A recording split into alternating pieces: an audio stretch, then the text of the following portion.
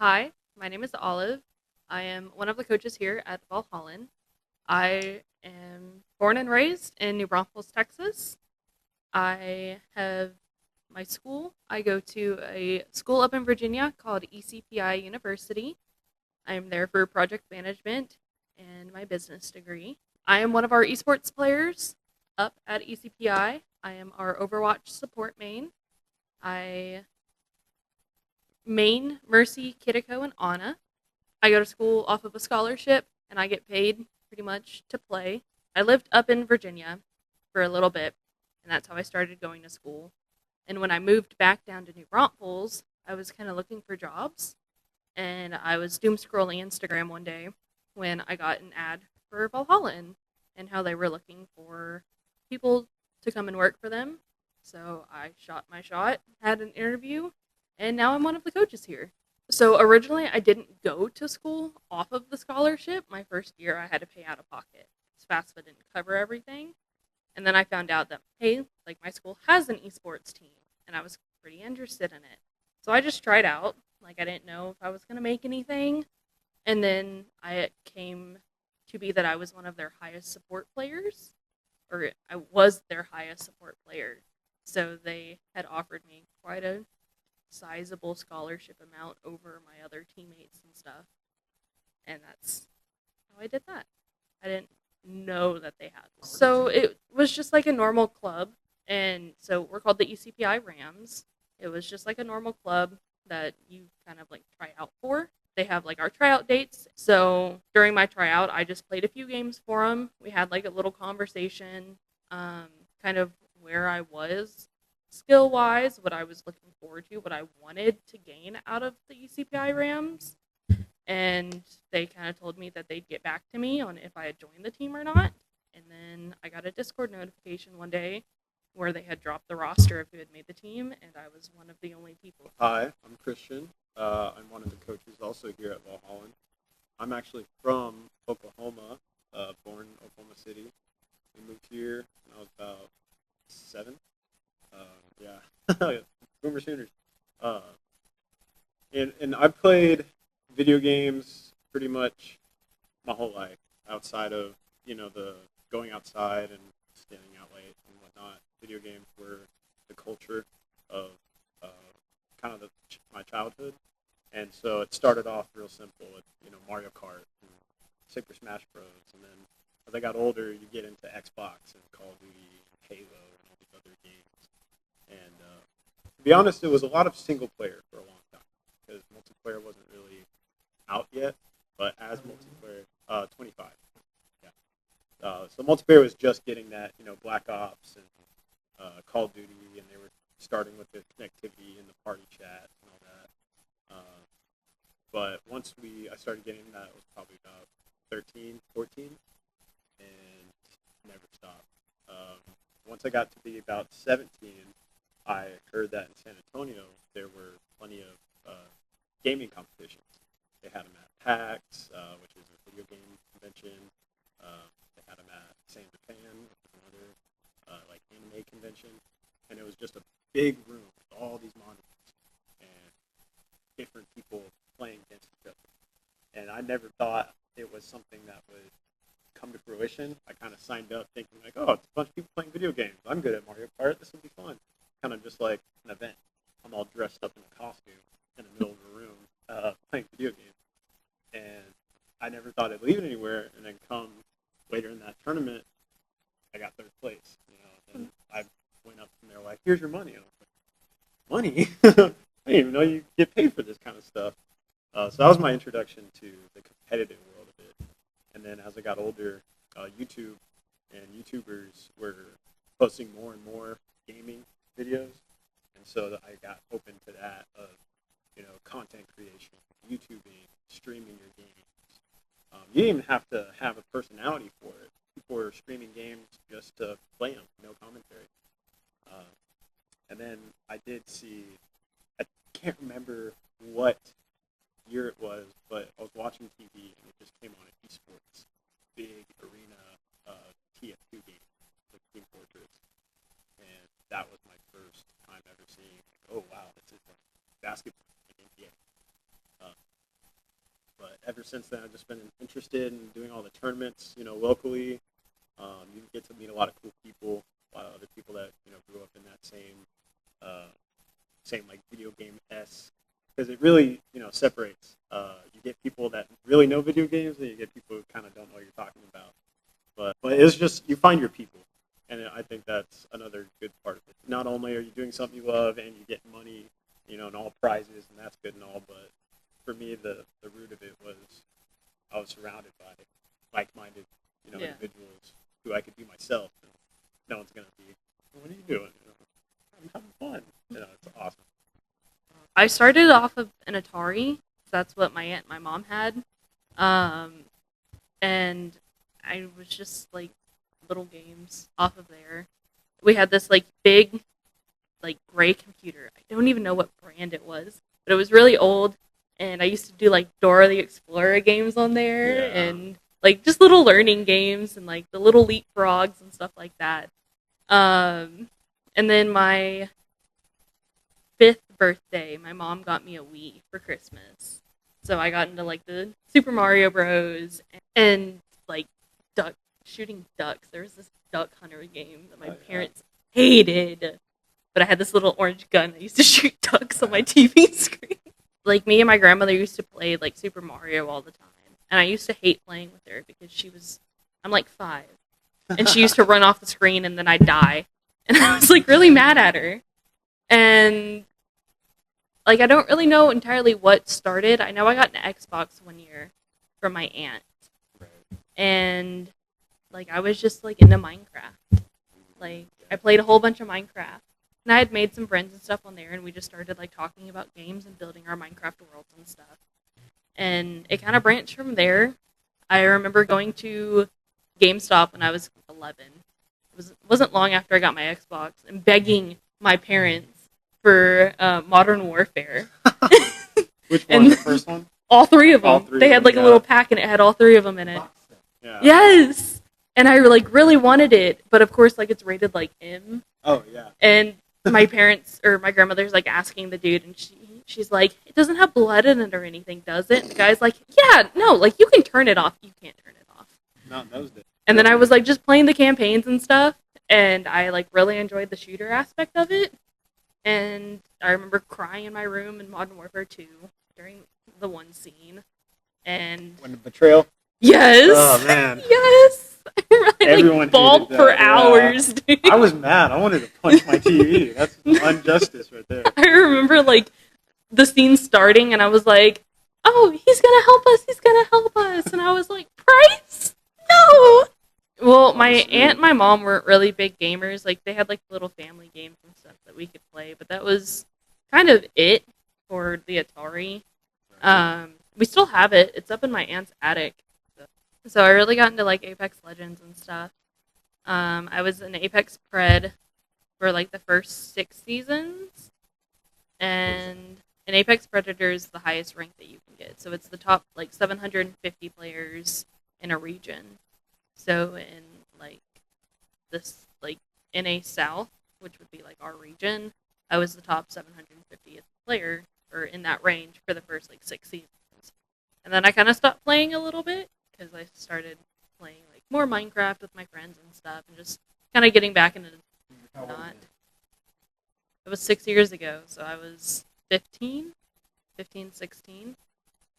And then when Overwatch 2 came out, so I played Apex up until like Overwatch 2. Overwatch 2 came out in 2022. I didn't play the first one. I did. I didn't really like paying for games like that. And Overwatch was like $40, and I was like, dude, not worth it. Blah, blah, blah. Nah, I regret it. But Overwatch 2 came out, and my boyfriend had gotten me into it. And since then, like, that's all I play now. I don't really play anything else. Yeah. Yep. So, I know. I played a little bit. That, Marvel Rivals, and the... Simply because whenever you're, especially in a situation like this where we're playing with each other, next to each other, you get a grasp of that the problems that do happen. So whenever you're over a mic or you're playing at home, you can just yell and say whatever you want, and you kind of get this feeling of safety, like you're in your home. It's all over a mic. Who cares?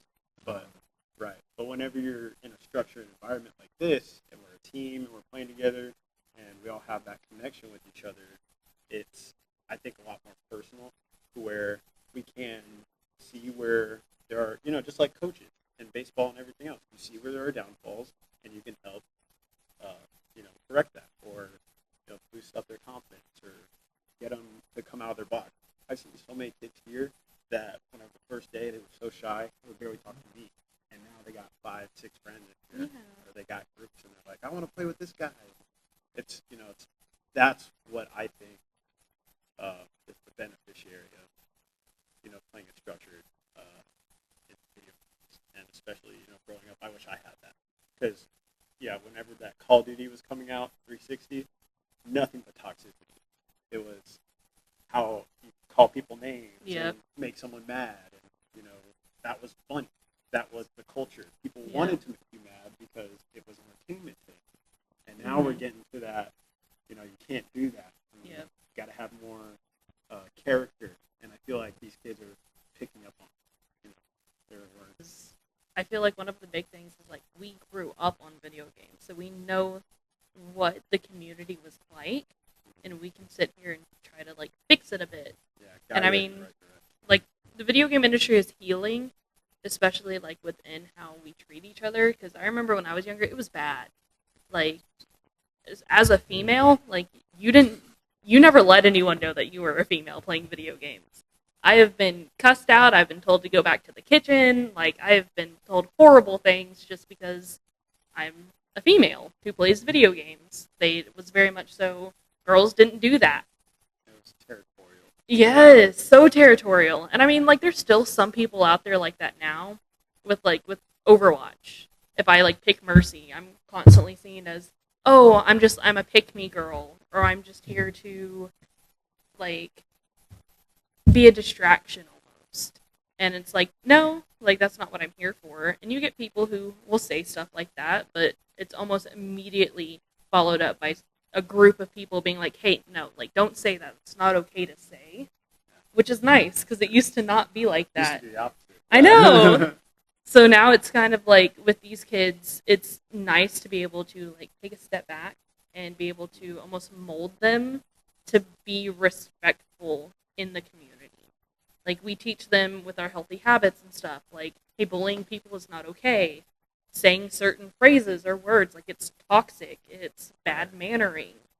I remember when one of our first Fortnite days, and we went over, it was the first day of competition, we were reading out the rules about, like, hey, like, no teabagging, no emoting over people. What? And they're like, that's not rude. And it's like, yes, it is. Like, yeah, it is. And now, I mean, they do it every once in a while to their friends, but there's been a lot of times where they almost call each other out on it.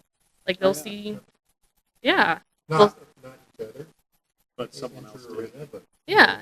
And they're starting to realize, like, hey, like, if some random person kills you and while you're down they teabag you, it doesn't feel very good. It feels like they're mocking you almost. That's how you're making other people feel, and they're starting to, like, put that together. It's that empathy.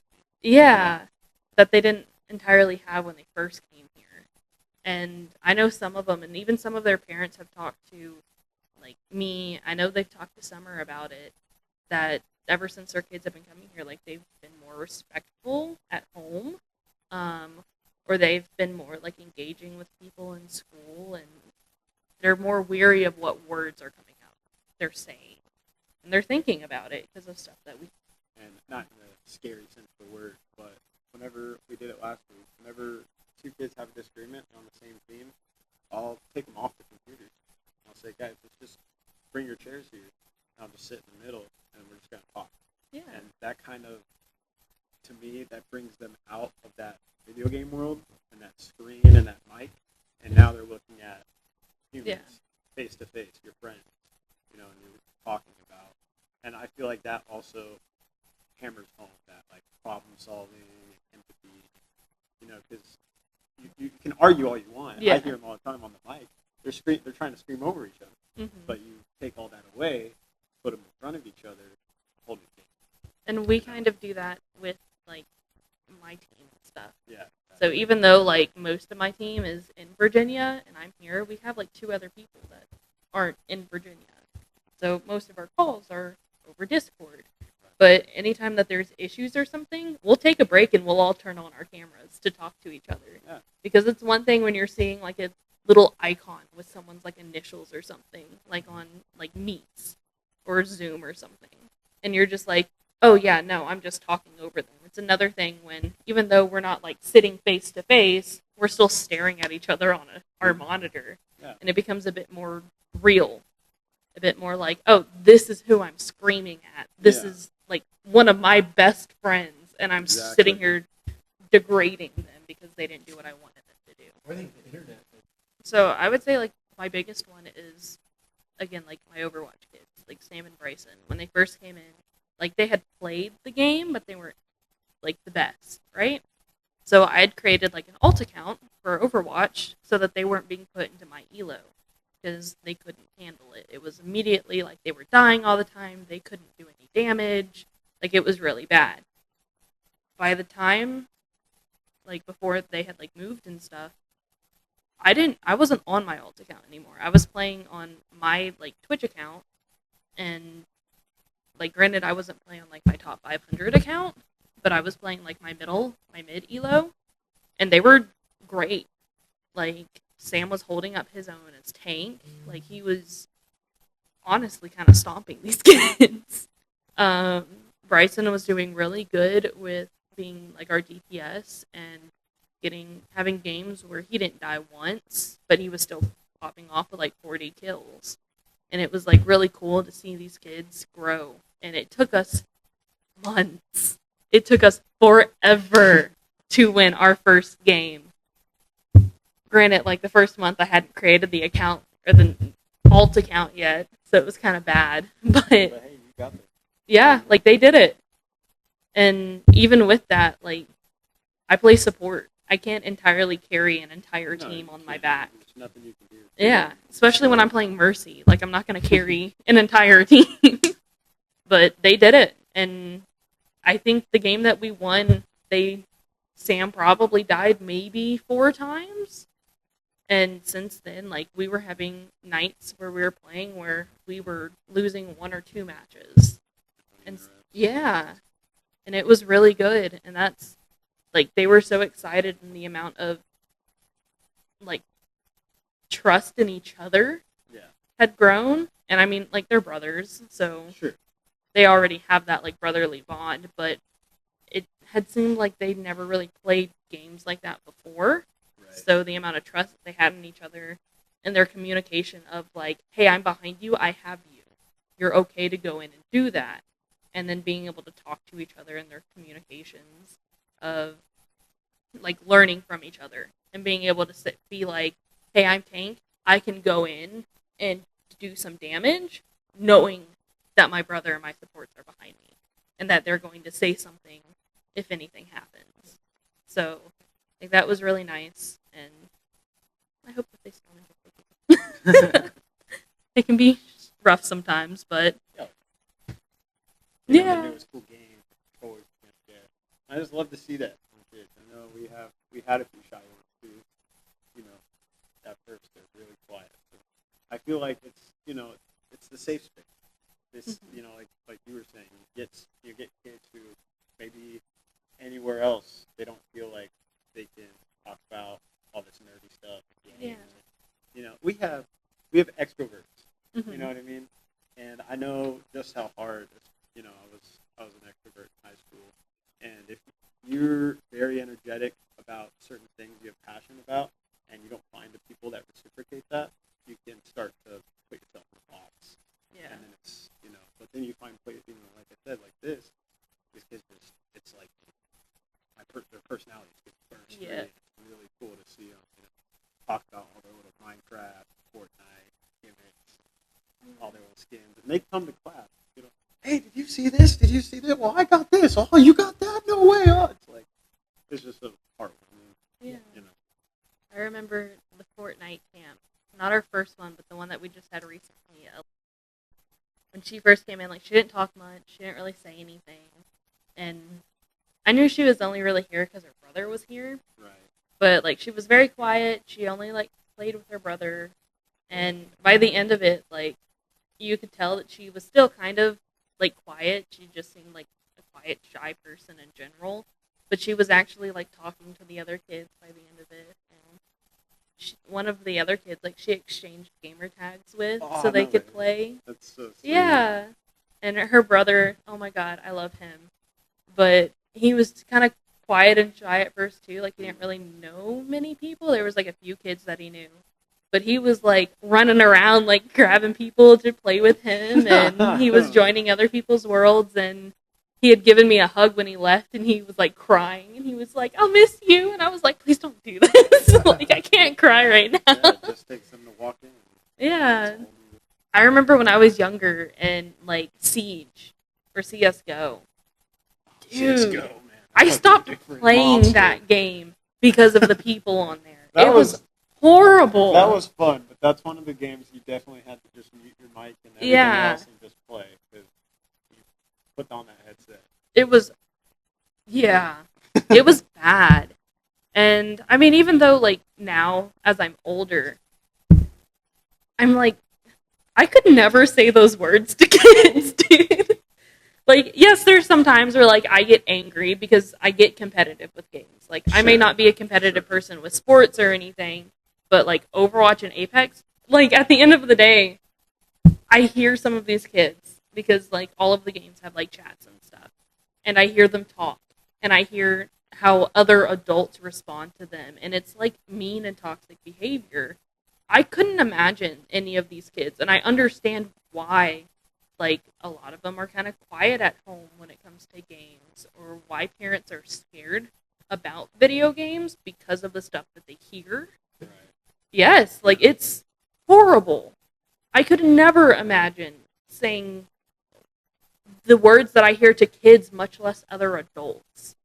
And some of like I know for some of these kids it's scary.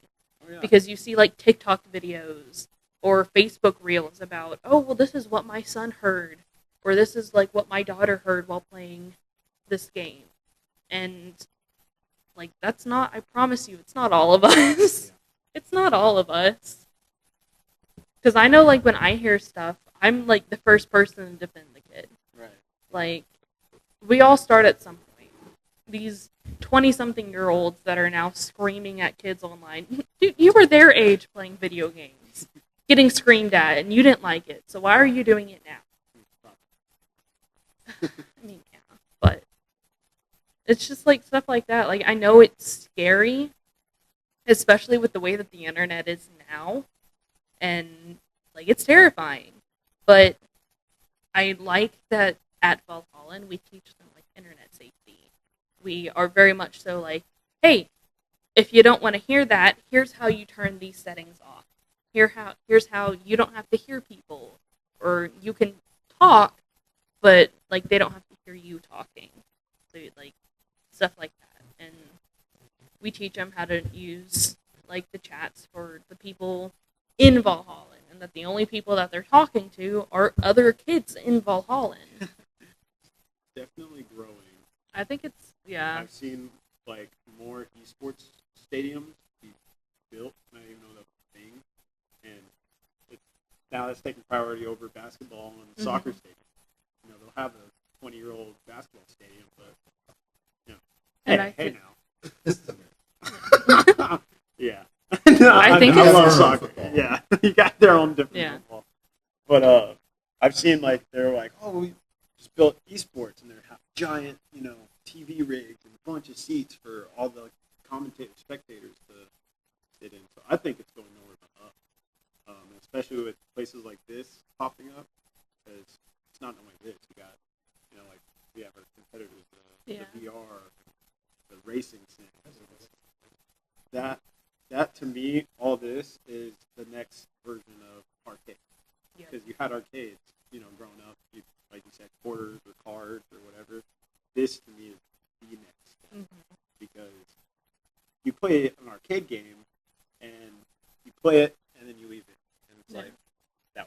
You try to get the But high score. you have games that you play all the time. You have accounts. You can have a 5-year account and be like, look at all the stuff I've done and all the skins Yeah. I have. You know, that to me, this is the next step. I don't I think that, like, I'm in the same boat of this is just going to get more popular, especially with the Olympics putting in esports. Yeah, that was a That's- big thing. Yeah. And their next one is going to be even bigger. So I think with that and the fact Let's hope it of can be serious, though, and not like the first game. yeah, that Australian team. Oh, poor girl. I felt bad for her because she was so like. Did you hear her? She was like, I was really trying to make the Yeah. moves that I thought were good. Anyway, But But that is a big deal. You yeah, know, when the International Olympic Committee said this is big enough now where we need to look at it. mhm. yeah, And they have an event in Dubai, probably wherever it was. It's already planning the next one for next year. I think that's a big deal. Yeah. Oh yeah. And there's sports in the Olympics that don't require a lot of it. Oh sure. I'm gonna get in big trouble for this one. There's a question. Who's the athlete there? Horse or the rider? Both of them, but it's mostly the horse. There's the golf in the Olympics. There's golf in the Yep. Olympics. There's golf. Yeah. There's lots of sports in the Olympics. There's team. I mean, there's not. These aren't peak athletes like Michael Phelps. like swimmers and Yeah. track and field, Dude, cycling. I mean, those are all peak physical athletes. And at the peak of their physical athleticism on that day. Right. If they're saying esports is big enough, but we think we have to. Mhm. I think that's a good Yeah. indicator. I think it's also a reason why schools are giving scholarships. Parents ask me that all the time, and honestly, I had to ask that question myself when I learned that was a thing. And so I asked somebody from the home, why does Texas A&M spend $6 million on an esports? Well, paid their football coach $70 million to go away. Wow. They can afford to spend $6 million on an esports league Right. in the same year. But the reason is these kids graduate, and they graduate with meaningful, high-paying degrees. They're not getting degrees in.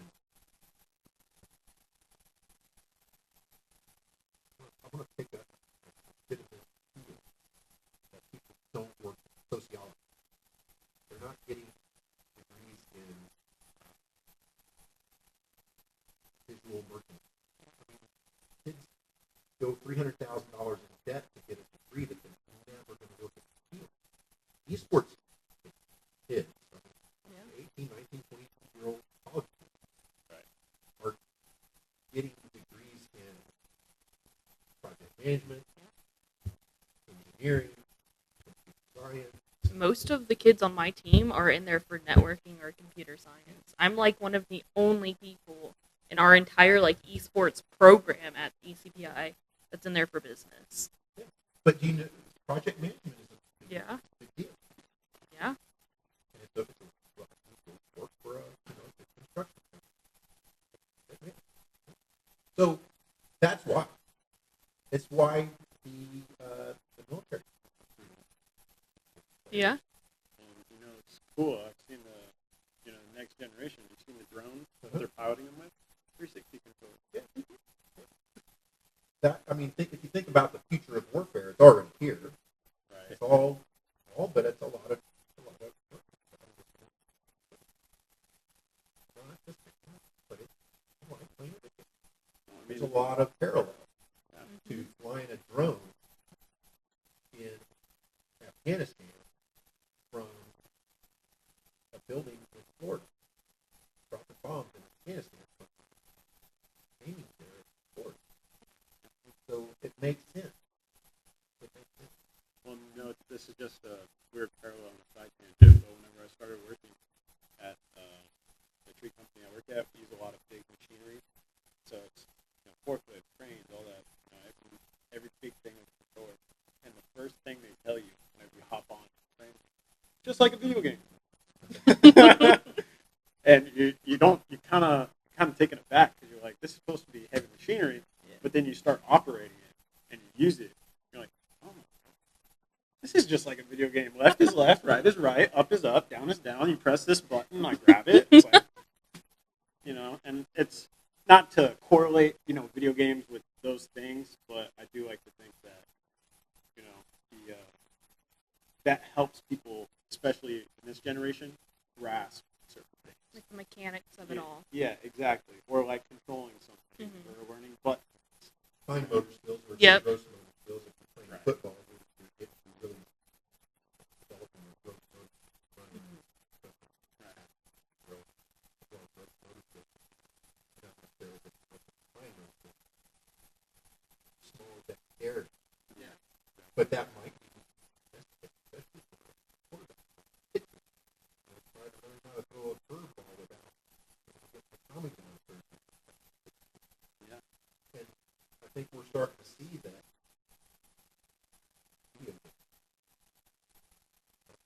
It's developed a fine motor skill. Making them better at it. Anything else? Not only the fine motor skills, but eye coordination, reaction, fast decision making. Oh, that's Oh, like that's a big good one. Yeah. I was about to say that's one of the biggest things that they even told us when we were kids. And that's kind of whenever I was 15 and 14. That's how we sold video games. Oh yeah. Too. Parents were the same way. They don't want you playing too much. Dude, I made like PowerPoints Yeah. being like, "This is why you should let me play video games." You played more than an hour. It was Yeah. bad for you. But that's what was the argument kids had. Better for your own skills. Yeah. It's, And that's like, you kind of went back to the whole thing about like competitiveness and stuff. You might not actually know it. I'm on the autism spectrum, so like I'm autistic. When I tell you, like, video games have been like, I get hard focused on one thing. It's been Overwatch for years. At some point, I will get bored of it, and I'll end up doing something else. But like, when I was really into Apex, I had like 10 to 12 binders in my room that I would go through, and I would like write down or like print out pages of all of the weapons in the game and their stats. All of the characters in the game, their abilities, their stats, and every time a patch update came out, I would like redo it. Right. So I had like I have a whole bunch of binders in my room about Overwatch, and it gave me something to like hyper fixate on that wasn't bad. Right. So like when before I really got into competitive gaming and I was in school and stuff, like I'd hear what people were interested in, and I would like find something and hyperfixate on it because I was like, oh, this is what makes me cool. This is how I get in with the cool kids if I like something that they do. But like, no, because it wasn't really me. It wasn't something that I enjoyed, and a lot of times it ended up being not a good decision. I think everything just goes back to what you're comfortable with. Yeah. Whatever you find happiness in and yourself. Like we have some kids here that are on the spectrum as well, and I think it's really cool because like got here, he had issues and he didn't really connect with anyone, and now it's like every time he comes in, like he gives me a hug and like we sit there and we talk, and he talks about the stuff that he likes and what he's hyperfixating on, and I'm like, the whole thing of watching this kid like grow out of his shell, he's actually like talking to other kids and becoming friends with people, and he was talking about how like he doesn't really play at home, but but he plays here, and he really enjoys it. And like at first, I know when he first came in, he didn't want to come back because it was like really loud. It like hurt his ears. There was a lot going on, but now he like really enjoys being here, and it's because like we work issues out. We talk to kids, we understand their feelings, and being like with like kind of on the same wavelength as is, I think, really helps them out. I don't know where I was going with this. Well, like I know the common, way that we're all most parents, like you were saying, I don't want my kids to play too much at home Yeah. already, and I just kind of want to sum everything up. Yes, they play at home, but it's not the same experience. Yeah. It's not quality. It's not connection. Yeah. I like that analogy that we use all the time. It's like playing on a baseball team because it really is. Yeah. Sure, they're playing video games, but they're here. They have uniforms. We keep them somewhat strict, to a schedule. It's not like they can just run around and play whatever they want. I It's think not daycare. exactly. Right? It's esports training, which we have a goal, and that's high school teams, college scholarships. And it'd be really cool to one day see the Valhallan logo on the Olympics or something, like a college, or you just see a big V, and it's just wow, that's how far we've come. I remember what I was going to say. But I think also the popularity of the video games and that we're only going up is because of the, just life, age. The kids that, like us, we grew up watching people play video games. That was like whenever it came out. Yeah. PewDiePie, Markiplier, all these Jacksepticeye. great video game characters. Now that's the norm. Like when we put on TVs, we don't put on TV shows of SpongeBob and Disney, and it's all just Fortnite. Okay, Yeah. so that was, I experienced that. They're the YouTubers that have been on YouTube for a long time and have really been big, like Mr. Beast, Unspeakable, Preston. I cannot stand to listen to those guys. I can't on either. YouTube when they're playing video games. If they're just out, goofing around, I kind of like the vlogging part of it, Right. because I get that. But the video games, I cannot stand to listen to that. Obviously, it's very popular, done very well for themselves. But here's what I found myself doing: is that I'm gonna really like that, and I could sit and watch a vlog for a little bit. Right. But when he wanted to watch game and watch, Preston play Minecraft, you're gonna watch somebody on YouTube play a video game. Especially like a game that you have. And he said, yeah. I said, but you have the game. Go play it. I like watching him play. I'm like, okay, dude, that's stupid, but whatever. Just turn it down because I can't stand it. And then, as we were learning about Holland and getting ready to decide whether we were going to buy the franchise over there, heard all by myself. Doing that, watching video game streamers is my best part. Exactly. Or football. I spent my whole life Sunday mornings watching the Dallas Cowboys play football, watching somebody else play a game. Yep. It's no different. It's just the next game. And I bet you if like that came out and whenever you were a teen and your dad came up to you, probably go, "Why are you watching football? Why don't you just go outside and play foot?" It's just it's Yeah. And it's every generation has their thing. exactly. They'll be parents, and that's where it will grow because now we're building on a stadium, but whenever these kids have their kids, I bet you that would be what's the norm. next thing? Yeah, right. Yeah. You never know. Maybe VR. Like Maybe we're late. yeah, exactly. I mean, they What already is got the you solo saw leveling? the Or newest not VR. You can. It's got cameras on the outside. They don't have to take it off. Oh, we have one. So the Quest 3. It's augmented reality. Yeah. So So it it projects has- the Oh, we room. have that. Yeah. You can see Yeah. the room. Yeah. You can walk Projects, around. and then it puts computer stuff. Yeah. In the. Yeah. It's like we're already Yeah. halfway there. Yeah. The next thing is to just put you to sleep in a bed while that's still running. And it's like pretty clear too. Jeremy can literally walk around the house and he'll wear it when he's cooking in the kitchen. I see guys do that. Like, Yeah. I was downtown today. I saw a guy walking around downtown with the VR. Oh, And the it poor was just- cameras. The UV rays. Yeah.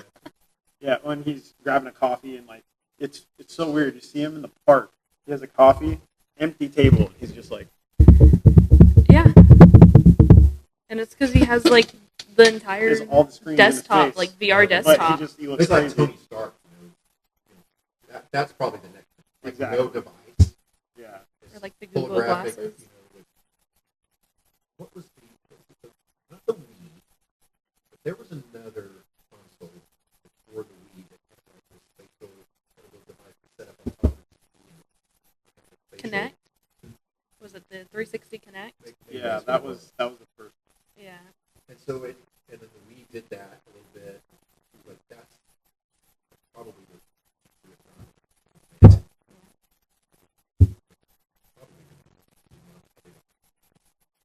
Oh no. I'd be so down with that though. Well, just all of it can still Yeah. Dude, I'd be so down with that. It's what is it? Sword Art Online. yeah, where they It's- get trapped in their VR Yeah, headsets. I'd be so down with Well, that. see, that's where I don't think it would go to neuro, because I think the fear of having technology in your brain Yeah. is still very much real. Oh. You know, because we're getting the whole AI fear Well, right now. it's the whole thing of, like one of, I can't remember if it was the CEO or not, of, like Oculus created something where it was like, if you die in the game, you die in real life. And it was just like a joke. It sat on his desk. It was never a thing, but if the screen never flashed red, it had these little pistons and it would like explode into your brain. And people got like terrified of it. Like like it murder, came out yeah. and it was this huge thing and it was like, it was a demo. It didn't even work. It was just like a model of it. Yeah, But it's the fact that we can make something like that people started like losing their minds and saying he should go to prison for even making